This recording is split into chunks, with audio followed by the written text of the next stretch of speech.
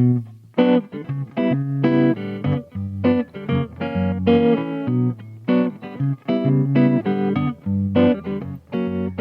and welcome to a new episode of Improvisations on Growth with Madhu, business and life coach. We are about to embark on a new discussion as we come full circle, marking 100 days of COVID-19 experience. Has this crisis created a context to grow, not just to learn? The cerebral thinking that orders us to get out of the shock and just start learning can actually prevent us from growing. And speaking of growing, is this a female thing? Are men more geared at feeling entitled to push their own agenda? Listen to our podcast and find your own answers. Just the other day, I was reading another article in another newspaper, and the question was, okay, get out of the shock and let us learn from the COVID experience. And most of the people on the panel were male. So read through the article and I was like, just alone the suggestion, get out of the shock and start learning. I'm like, yeah, right. If I'm in a shock situation, then it definitely helps if you tell me that I should get out of the shock. It sounds really masculine, like get over it. Get up and move your butt and stop being a wuss.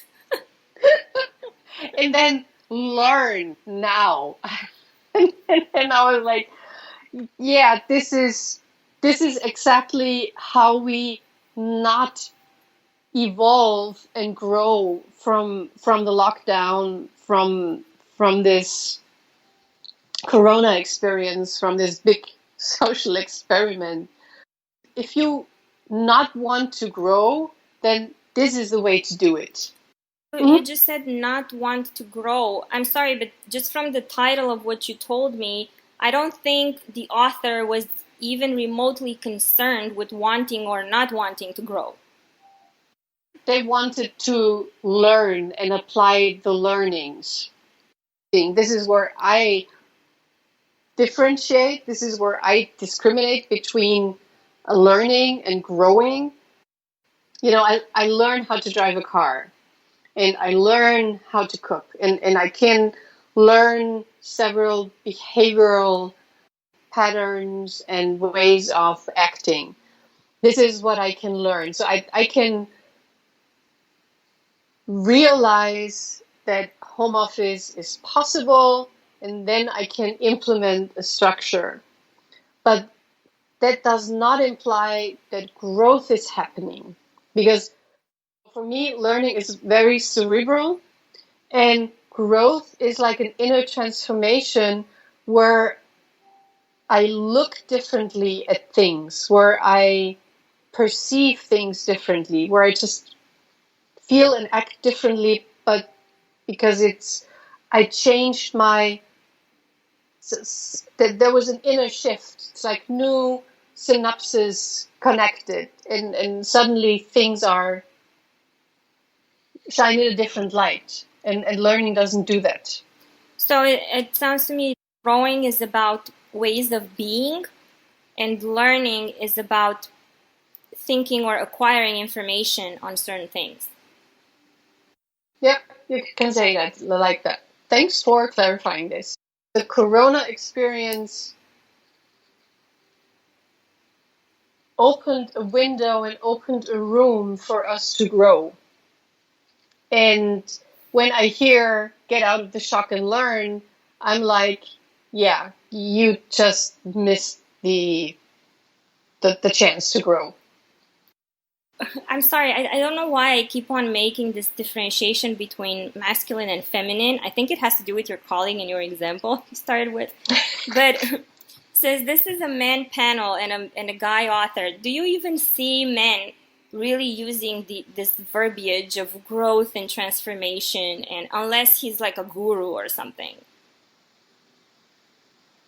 Do you think it's an conscious choice to use learn as opposed to grow only because he wants to sound cool or like a guy? can think of a few males who phrase it as I do, and who have a focus on personal development and growth. And amongst them is my husband. Otherwise, I don't think we would be married, really. So because we're evolving and developing together, and questioning each other, and help each other grow.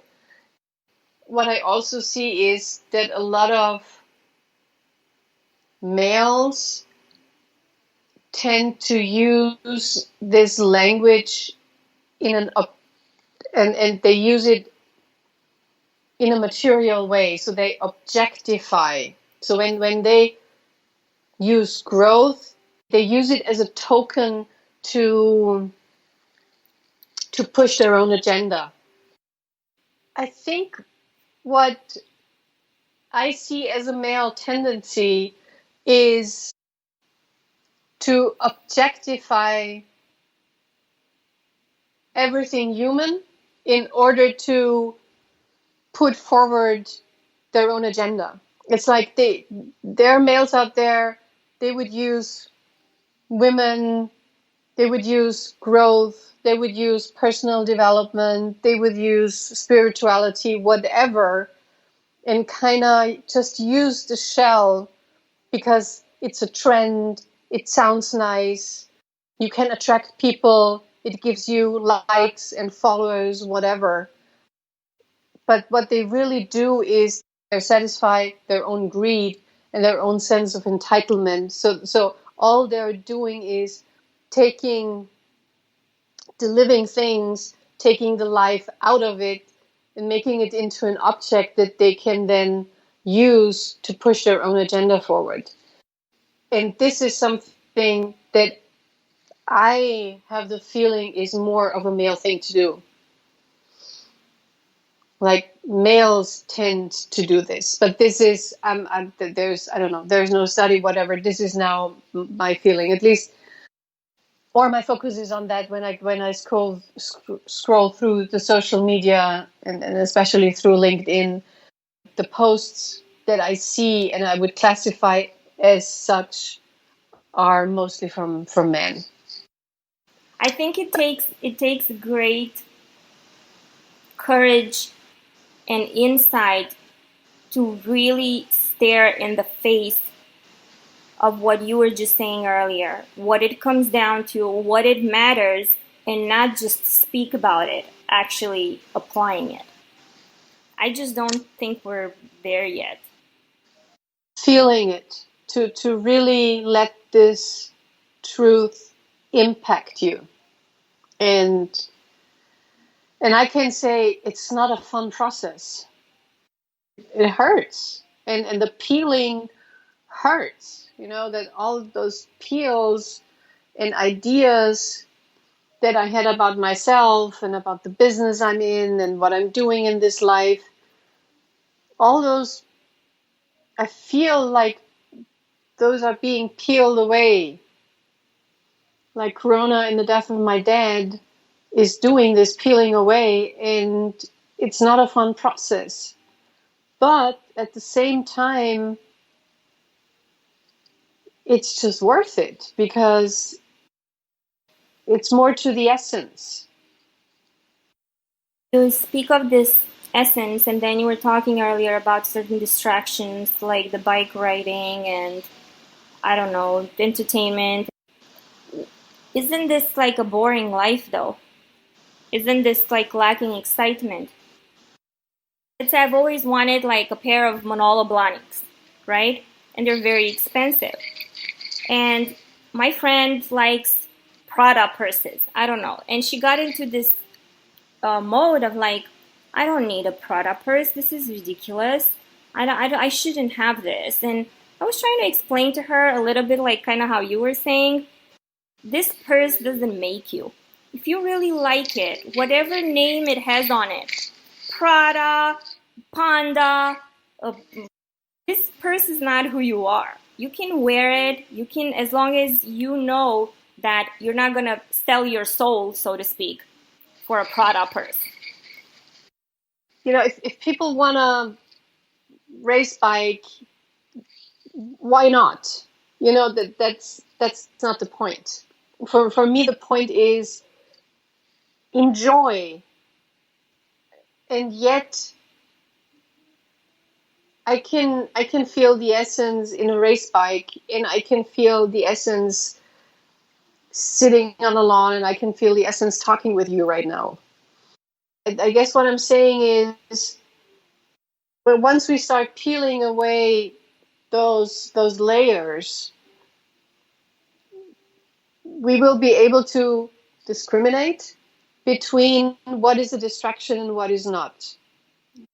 So if I just have to have the newest race bike that costs like $15,000, it might be a distraction. Maybe it's not one, but it might be a distraction. And then to face my own reality. And then I'm like, yeah, it's a distraction, but it's worth it, and I'm just indulge in it, and I love it. Fine, that there is no judgment. I guess what it comes down to, as it always does, almost when I hear myself talking, is it's just really important that we are aware of what we're doing and why we're doing it. I love my distractions. I'm a huge fan of Queer Eye on Netflix, and it helps me to deal with the grief and the grieving process. And there are moments where I just don't want to feel the pain.